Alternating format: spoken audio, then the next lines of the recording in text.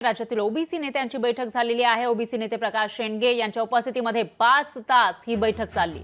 तर बैठकीमध्ये ओबीसींच्या मागण्यांसंदर्भात चर्चा झाल्याची माहिती आहे आणि भुजबळांना मंत्रिमंडळातून डावलण्यात आल्यामुळे नाराजी सुद्धा व्यक्त केल्याची माहिती आहे। त्यावर सुद्धा चर्चा झाल्याची माहिती समोर येते।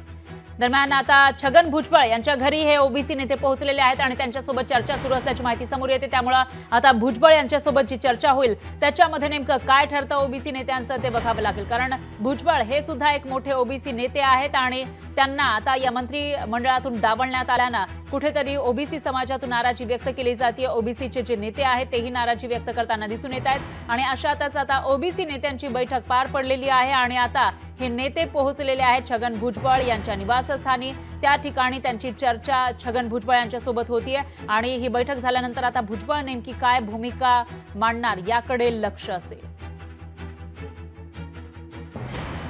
तर नाराजी तर व्यक्त करण्यात आली आहे। ओबीसींची जी बैठक, ओबीसी नेत्यांची जी बैठक संपन्न झाली त्याच्यामध्ये नाराजी व्यक्त केल्याची माहिती समोर येते।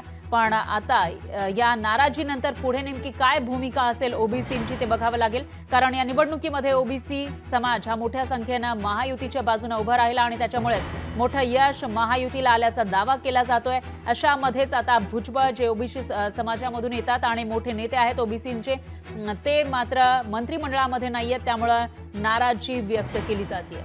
आणि याविषयी अधिक माहितीसाठी आपले प्रतिनिधी स्वप्नील जाधव हे आपल्यासोबत फोन लाईनवर जोडले गेले आहेत। स्वप्नील, काय सांगाल, ओबीसी नेत्यांची बैठक पार पडली, याच्यामध्ये नेमकी काय काय चर्चा झाली आणि दुसरं म्हणजे आता भुजबळांसोबत ही चर्चा होतीये ती कधीपासून सुरू आहे आणि काय चर्चा होऊ शकते?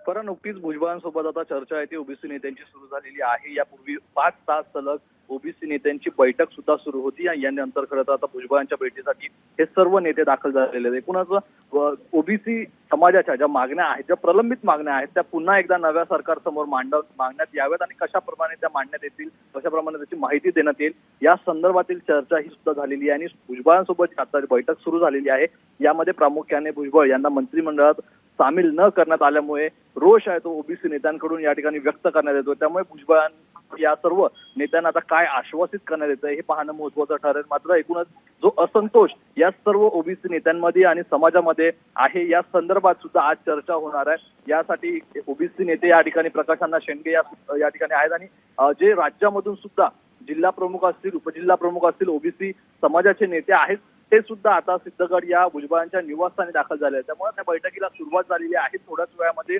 भुजबळ या बैठकीनंतर काय घोषणा करतात हे पाहणं महत्त्वाचं ठरणार आहे आणि नक्की या सर्व नाराज ओबीसी नेत्यांना काय आश्वासन देतात हे सुद्धा पाहणं तितकंच महत्त्वाचं ठरणार आहे। निश्चितच काय आश्वासन देतात आणि मुख्य म्हणजे ते नेमकी काय भूमिका घेणार याकडे लक्ष आहे। पण स्वप्नील, एक चर्चा अशी सुरू झालेली होती की त्यांना एक प्रकारे त्यांचे जे कार्यकर्ते आहेत किंवा जे नेते आहेत ओबीसींचे ते त्यांना सल्ला देत आहेत भाजपमध्ये प्रवेश करण्याचा किंवा इतरही काही संधी त्यांना दिल्या जाऊ शकतात भुजबळांना, असंही म्हटलं जात होतं। याविषयी काही माहिती आहे? नक्कीच या संदर्भात सुद्धा आज मागणी होण्याची शक्यता आहे, कारण सर्व ओबीसी नेते या ठिकाणी आहेत। एकंदरीत वेगळा काही पर्याय निवडण्यात येतो का या संदर्भात सुद्धा काही चर्चा होण्याची शक्यता ही आपण नाकारू शकत नाहीत। मात्र एकूणच या ठिकाणी राष्ट्रवादी काँग्रेसमध्ये राहून पुन्हा मंत्रिपद मिळवता येत आहे का यासाठी सुद्धा चर्चा करण्यात येईल, तशी चाचपणी ओबीसी नेत्यांची सुद्धा सुरू आहे। आणि दुसरीकडे म्हणजे पक्षप्रवेश करून कोणती भूमिका घेण्यात येईल का अशा प्रकारची सुद्धा या ठिकाणी चर्चा होऊ शकते। मात्र भुजबळ नक्की त्यांच्या पुढील राजकीय प्रवासाला, राजकीय कारकिर्दीला पकडून कोणती भूमिका स्वीकारतात हे पाहणं महत्त्वाचं असेल। निश्चितच स्वप्नील, त्याच्यामुळे या बैठकीची अपडेट आपण घेत राहूया। दरम्यान धन्यवाद तुम्ही दिलेल्या या सविस्तर माहितीसाठी।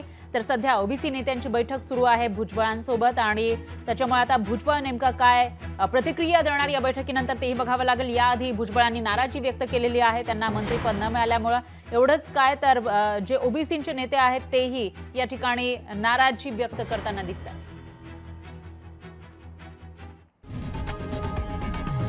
लोकशाही मराठी ऐका, पहा, जागरूक रहा।